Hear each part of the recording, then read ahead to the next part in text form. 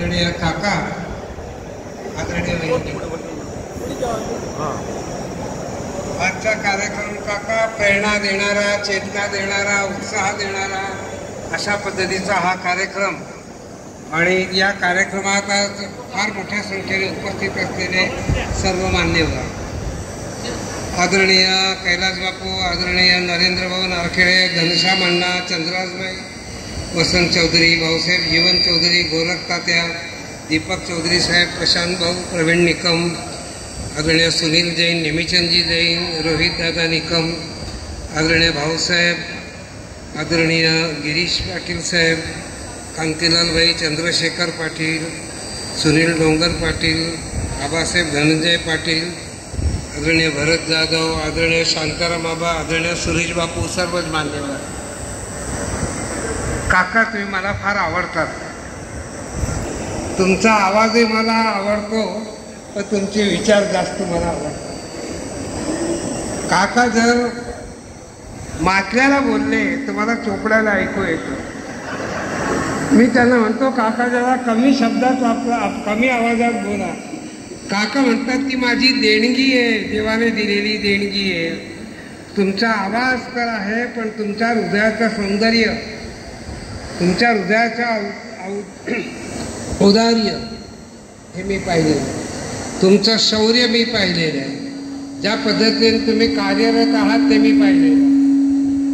काका ज्यावेळी कृषी उत्पन्न बाजार समितीचे सभापती होते, सर्व महाराष्ट्रातील कृषी उत्पन्न बाजारातील त्या अध्यक्षांची, चेअरमनची त्या ठिकाणी मीटिंग होती. काका आठवतं तुम्हाला? आणि पणन खात्याचे मंत्री किंवा राज्यमंत्री त्यांनी काही अप्रिय शब्दामध्ये भाषणाला सुरुवात केल्यानंतर काका त्या ठिकाणी उभे राहिले. त्यांनी सांगितलं मंत्र्यांना, आम्ही लोकशाही पद्धतीने निवडून आलेले सभापती आहोत, अप्रिय शब्द वापरू नका. अरे, महाराष्ट्रातील सर्व कृषी उत्पन्न बाजार समितीतील एकमेव काका त्या ठिकाणी होता सांगणारा की चांगल्या पद्धतीने बोला. किती हिंमत तुमची! दुसरा कोणी बोलला नसतं काका त्या ठिकाणी. तर काका हा काकाच आहे. आता अलीकडे त्या टी व्हीमध्ये आका आका आका चाललाय, ते काय आका मला कळत नाही.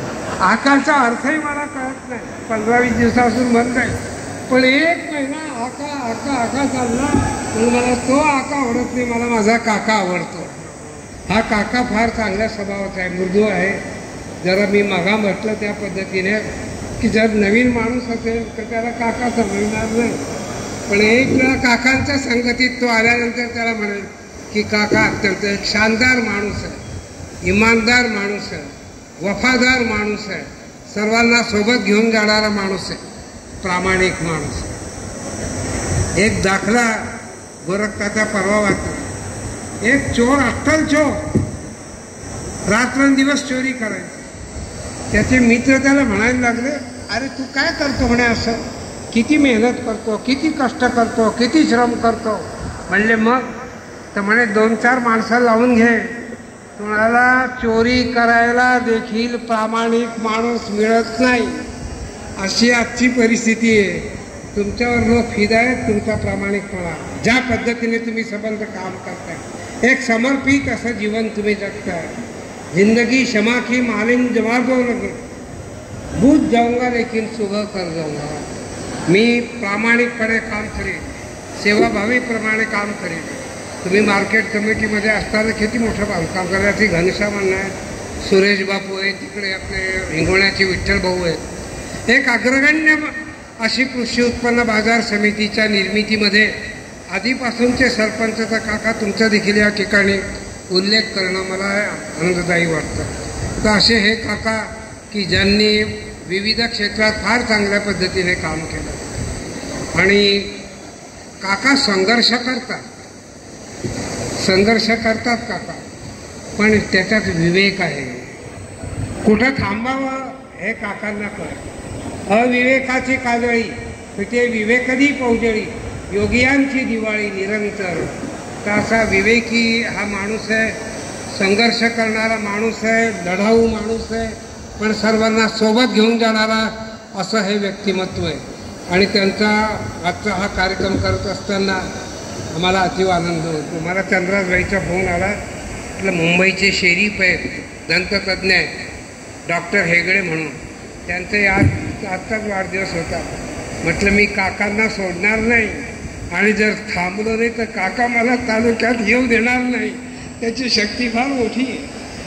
किती चांगल्या पद्धतीने काम केलं तुम्ही. एक आदर्श असा निर्माण केला की मी सत्य बोलीन, मी कधी खोटं बोलीन नाही. एक संस्कृतमध्ये सांगितलं जातं की सत्य बोलियात प्रियम बोला, सत्य बोला प्रिय बोला. हे प्रिय वगैरे काही नाही, सत्य बोलीन, खडसावून बोलीन, कोणाला आवडो ना आवडो, जे सत्य आहे ते लोकांच्या समोर ठेवील. हा गुण आपल्यातनं घेण्यासारखा आहे.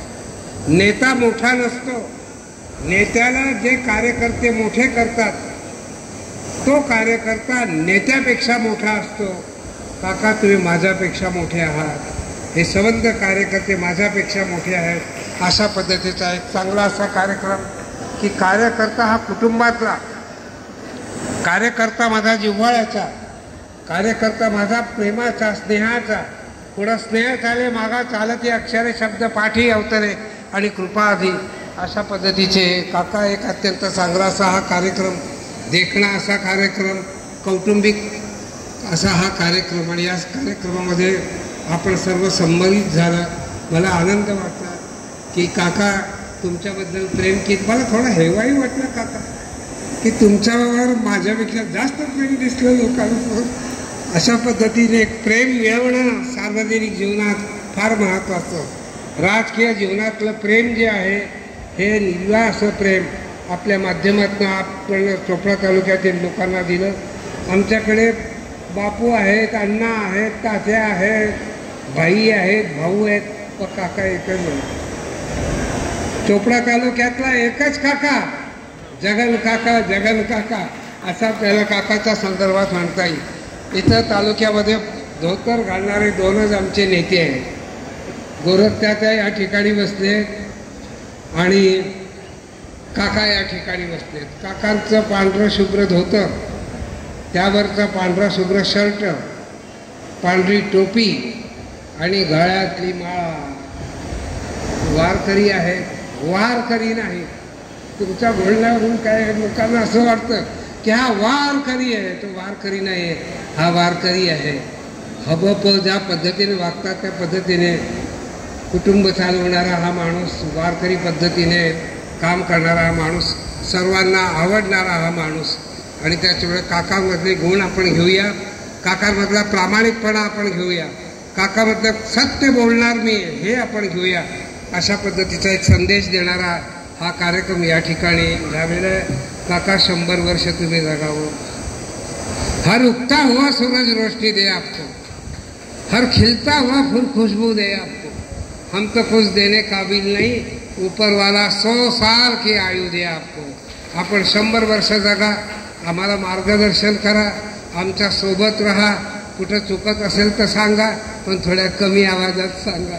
अशी काका हसतायत माझ्या बोलण्यावर, अशी प्रार्थना करतो. माझं वय तुमच्यापेक्षा जास्त आहे, पण आशीर्वाद हा शब्द वापरण्याची माझी हिंमत होत नाही. मी शुभेच्छा आपल्याला देतो की जुग जुग जिओ, बहुत खुशी से एक दूजे के साथ. तुम्ही आणि वहिनी दोघांचं आयुर आरोग्य चांगल्या पद्धतीने जावं अशी परमेश्वराला प्रार्थना करून माझे 4 शब्द संपवतो. जय हिंद, जय महाराष्ट्र. धन्यवाद. शेवटचा आभाराचा कार्यक्रम मध्ये